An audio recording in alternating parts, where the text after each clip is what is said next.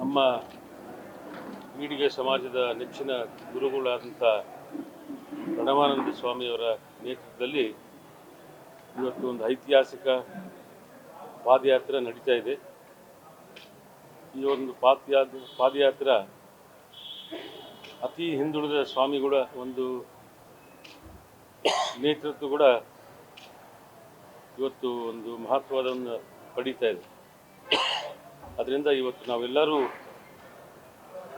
ಗುಲ್ಬರ್ಗ, ಚಿತ್ತಾಪುರದಿಂದ ಹಿಡಿದು ಕಡದಾಲಿಂದ ಹಿಡಿದು ಬೆಂಗಳೂರುವರೆಗೂ 700 ಕಿಲೋಮೀಟರ್ ಒಂದು ಐತಿಹಾಸಿಕ ಕಾರ್ಯಕ್ರಮವನ್ನು ಗುರುಗಳು ಈಡಿಗೆ ಸಮಾಜದ ಒಂದು ಬೇಡಿಕೆಗಳನ್ನು ಇಟ್ಕೊಂಡು ಸರ್ಕಾರದ ಮೇಲೆ ಒಂದು ಒತ್ತಾಯವನ್ನು ಮಾಡ್ತಕ್ಕಂಥ ಕೆಲಸ ಅವರು ಮಾಡ್ತಾಯಿದ್ದಾರೆ.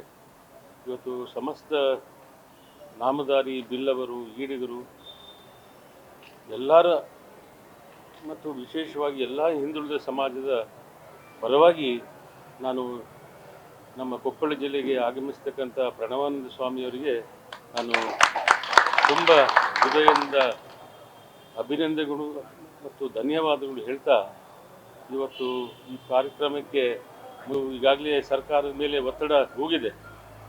ಯಾಕಂದರೆ ನಮ್ಮ ಗುರುಗಳಿಗೆ ಇದೇನು ಹೊಸದಲ್ಲ, ಇದು ಪಾದಯಾತ್ರೆ ಇದು 2ನೇ ಸಾರಿ ಅವರು ಮಾಡ್ತಕ್ಕಂಥದ್ದು. ಮಂಗಳೂರಿಂದ ಬೆಂಗಳೂರಿಗೆ ಈಗಾಗಲೇ ಒಂದು ಹಂತ ಮುಗಿಸಿದರು ಮಾಡಿ ಇವತ್ತು ಒಂದು ಐತಿಹಾಸಿಕ ಕಾರ್ಯಕ್ರಮವನ್ನು ನಾರಾಯಣಗುರು ಅಭಿವೃದ್ಧಿ ನಿಗಮಕ್ಕೆ ಒಂದು ನಾಂದಿಯನ್ನು ಹಾಡಿರ್ತಕ್ಕಂಥ ಮತ್ತು ಇವತ್ತು ನಾರಾಯಣಗುರು ನಿಗಮ ಇವತ್ತು ಏನೇನು ಆಗಿದೆ ಅಂದರೆ ಅನುಷ್ಠಾನಕ್ಕೆ ಅದು ಪ್ರಣವಾನಂದ ಸ್ವಾಮಿಯವರು ಮತ್ತು ಕೋಟಾ ಶ್ರೀನಿವಾಸ ಪೂಜಾರಿ. ಅದರಿಂದ ಇವತ್ತು ಈಡಿಗರ ನಾಯಕರಿಗಾಗಲಿ MLAಗಳಿಂದ ಆಗಿಲ್ಲ, ಇದು ನೇರವಾಗಿ ಪ್ರಣವಾನಂದ ಸ್ವಾಮಿ ಮಾಡಿರ್ತಕ್ಕಂಥ ಒಂದು ಕೀರ್ತಿ, ಅವರು ಮಾಡಿರ್ತಕ್ಕಂಥ ಶ್ರಮೆ ಇವತ್ತು ಈಡಿಗೆ ಸಮಾಜಕ್ಕೆ ಅಭಿವೃದ್ಧಿ ನಿಗಮ ಆಗಿದೆ. ಆದರೆ ಇವತ್ತು ಆ ಅಭಿವೃದ್ಧಿ ನಿಗಮಕ್ಕೆ ಯಾವುದೇ ಅನುದಾನ ಈವರೆಗೂ ಸರ್ಕಾರ ಕೊಟ್ಟಿಲ್ಲ. ಇವತ್ತು ಈಗಾಗಲೇ ಸಾಕಷ್ಟು ಬಾರಿ ನಾವು ಸನ್ಮಾನ್ಯ ಸಿದ್ದರಾಮಯ್ಯವರಿಗೆ ನಾವು ಮನವಿ ಮಾಡಿಕೊಂಡ್ರೆ ಕೂಡ ಇವತ್ತು 5 ಗ್ಯಾರಂಟಿಗಳು ಇರ್ತಕ್ಕಂಥ ಒಂದು ಪರಿಸ್ಥಿತಿಯಲ್ಲಿ ನಾವು ಅನುದಾನ ಕೊಡೋಕ್ಕಾಗಿಲ್ಲ ಅಂತೇಳಿ ಅವರು ಸಾಕಷ್ಟು ಬಾರಿ ಅವರು ಹೇಳಿದ್ದಾರೆ. ಆದರೆ ಕೂಡ ಇವತ್ತು ಅನೇಕ ಬೇರೆ ಅಭಿವೃದ್ಧಿ ನಿಗಮಗಳಿಗೆ ಅವರು 50 ಕೋಟಿಯಿಂದ 100 ಕೋಟಿ ಕೊಟ್ಟಿರ್ತಕ್ಕಂಥ ಒಂದು ಈಗಾಗಲೇ ಕಾಣ್ಬರ್ತಾ ಇದೆ. ಅದರಿಂದ ನಾವು 500 ಕೋಟಿಯನ್ನು ನಾವು ಸ್ವಾಮಿಗಳು ಕೇಳಿದ್ದಾರೆ.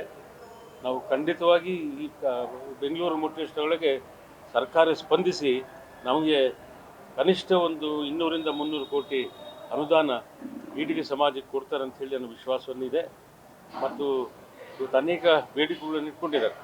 ನಾರಾಯಣಗುರು ಒಂದು ಪ್ರತಿಮೆಯನ್ನು ವಿಧಾನಸೌಧದಲ್ಲಿ ಸ್ಥಾಪಿಸಬೇಕಂತೇಳಿ, ಮತ್ತು ಹೆಂಡದ ಮಾರೆಯ ಒಂದು ಜಯಂತಿಯನ್ನು ಸ್ಥಾಪನೆ ಮಾಡಬೇಕು, ಮತ್ತು ಅನೇಕ ಆದಮೇಲೆ ನಮ್ಮ ಗುರುಗಳು ಹೇಳ್ತಾರೆ ಇದ್ರ ಬಗ್ಗೆ ವಿವರವಾಗಿ. ಅದರಿಂದ ಇವತ್ತು ಈಡಿಗ ಸಮಾಜ ಬಂಗಾರಪ್ಪನ ತದನಂತರ, ದೇವರಾಜೇಶ್ ತದನಂತರ ನಾವು ಭಾಳಷ್ಟು ಹಿಂದುಳಿದು ಬಿದ್ದುಬಿಟ್ಟಿವಿ. ನಾವು ಕಸಬವನ್ನು ಕಳ್ಕೊಂಡಿದ್ದೀವಿ. ನಾವು ನಮ್ಮ ಮಕ್ಕಳಿಗೆ ವಿದ್ಯಾಭ್ಯಾಸವನ್ನು ಕೊಡ್ತಕ್ಕಂಥ ಶಕ್ತಿಯನ್ನು ನಾವು ಕಳ್ಕೊಂಡಿದ್ದೀವಿ. ಅದರಿಂದ ಇವತ್ತು ನಾವು ಅತಿ ಹಿಂದುಳಿದ ಪ್ರದೇಶದ ಬಂದಿರತಕ್ಕಂಥ ಹೈದರಾಬಾದ್, ಕರ್ನಾಟಕದಲ್ಲಿ ಈಡಿಗರು ಭಾಳಷ್ಟು ಕಷ್ಟದಲ್ಲಿದ್ದಾರೆ. ಅದರಿಂದ ಇಂಥ ಒಂದು ಸಂದರ್ಭದಲ್ಲಿ ಸ್ವಾಮಿಗಳು ಈ ಒಂದು ನಿರ್ಣಯ ತೊಗೊಂಡಿರ್ತಕ್ಕಂಥದ್ದು ಭಾಳ ದೊಡ್ಡ ವರವಾಗಿ ನಮಗೆ ಸಮಾಜಕ್ಕೆ ನಿಂತಿದೆ. ಯಾಕಂದರೆ ಇದು ಯಾರು ಮಾಮೂಲಿ ಜನರು ಮಾಡ್ತಕ್ಕಂಥ ಕೆಲಸ ಇಲ್ಲ. ಯಾಕಂದರೆ ಇಲ್ಲಿ ಗುಲ್ಬರ್ಗದಿಂದ ಬೆಂಗಳೂರು ಹೋಗ್ಬೇಕಂದ್ರೆ ಇವತ್ತು ದೊಡ್ಡ ಕಾರ್ಯ, ಇವತ್ತು ದೊಡ್ಡ ಪ್ರತಿನಿಧಿತ ಒಂದು ಶಕ್ತಿ ನಮ್ಮ ಸ್ವಾಮಿಗಳು ದೇವರು ಕೊಟ್ಟಿದ್ದಾರೆ. ಅವರು ಇದು ಸಾಮಾನ್ಯ ಬಡ ಜನರಿಗೆ ಅನುಕೂಲವಾಗ್ತಕ್ಕಂಥ ಕೆಲಸ ಆಗ್ತದೆ. ಅದರಿಂದ ಇವತ್ತು ನಾವೆಲ್ಲರೂ ಪತ್ರಿಕಾ ಮಾಧ್ಯಮದ ಮುಖಾಂತರ ನಾನು ಮನವಿ ಮಾಡ್ಕೊತಾ ಇದ್ದೀನಿ, ನಿಮ್ಮ ಮುಖಾಂತರ ಈ ಬಡ ಸಮಾಜಕ್ಕೆ ಒಂದು ನ್ಯಾಯವನ್ನು ಒದಗಿಸ್ಕೊಡ್ಬೇಕು ಮಾಧ್ಯಮದವರು. ಯಾಕಂದರೆ ಇವತ್ತು ಕುಲ ಕಸಬು ಇವತ್ತು ತಮ್ಮೆಲ್ಲರೂ ಗೊತ್ತಿದೆ. ಪ್ರತಿಯೊಂದು ಹಳ್ಳಿಯಲ್ಲಿ ಪಾನ್ ಶಾಪ್ ಹೋದರೆ ಎಲ್ಲ ಕಡೆ ಬ್ರ್ಯಾಂಡಿ ಕೊಡ್ತಕ್ಕಂಥ ಒಂದು ಕೆಲಸ ಇದು ಎದ್ದು ಕಾಣ್ಬರ್ತಾಯಿದ್ವಿ. ಇವತ್ತು ಎಲ್ಲ ಸಮಾಜದವರು ಮಾಡ್ತಾಯಿದ್ದಾರೆ. ಆದರೆ ಆಗಿನ ಕಾಲದ ಪೂರ್ವ ಕಾಲದಲ್ಲಿ ಒಂದೇ ಒಂದು ಹೆಂಡದ ಅಂಗಡಿ ಇರ್ತಿತ್ತು. ಈಡಿಗರು 1-2 ಕುಟುಂಬಗಳು ಮಾಡ್ತಕ್ಕಂಥ ಒಂದು ಇತಿಹಾಸ ಇತ್ತು. ಆದರೆ ಇವತ್ತು ಆ ಕಸುಬನ್ನು ಕಳ್ಕೊಂಡು, ಆದರೆ ಇವತ್ತು ಮದ್ಯಪಾನ ಇದೆ, ಸಂಪೂರ್ಣವಾಗಿ ಪ್ರತಿಯೊಂದು ಪ್ರದೇಶದಲ್ಲಿದೆ. ಹಿಂಗೆ ಬಿಟ್ಕೊಂತ ಹೋದರೆ ಪ್ರತಿಯೊಂದು ಮನೆಯಲ್ಲಿ ಒಂದು ಬ್ರ್ಯಾಂಡಿ ಶಾಪ್ ನಿರ್ಮಾಣ ಆಗ್ತದೆ. ಆದರೆ ಇವತ್ತು ಹೆಂಡ ಇಡ್ಸಕ್ಕಂಥ ಒಂದು ಕೆಲಸ ಮಾಡಿದೆ. ಇದು ಆರೋಗ್ಯವಾದಂಥ ಒಂದು ಆ, ಪಾನ ಅದು ಹೆಂಡ ಇದು.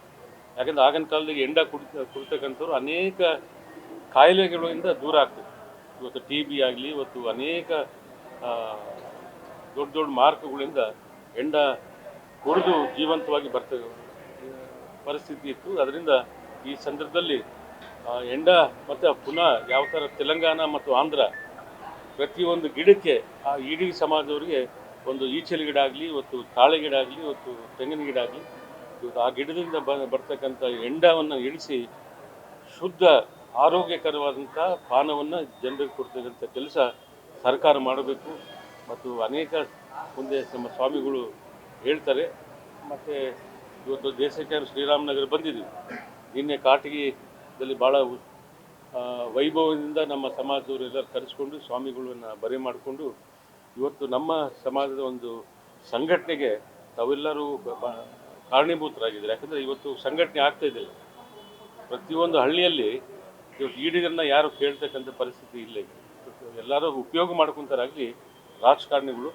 ಇವತ್ತು ಶಿವರಾಜ್ ಸಂಗಡಿ ಕೂಡ ನಾನು ಎಚ್ಚರಿಕೆಯನ್ನು ಕೊಡ್ತಾ ಇದ್ದೀನಿ.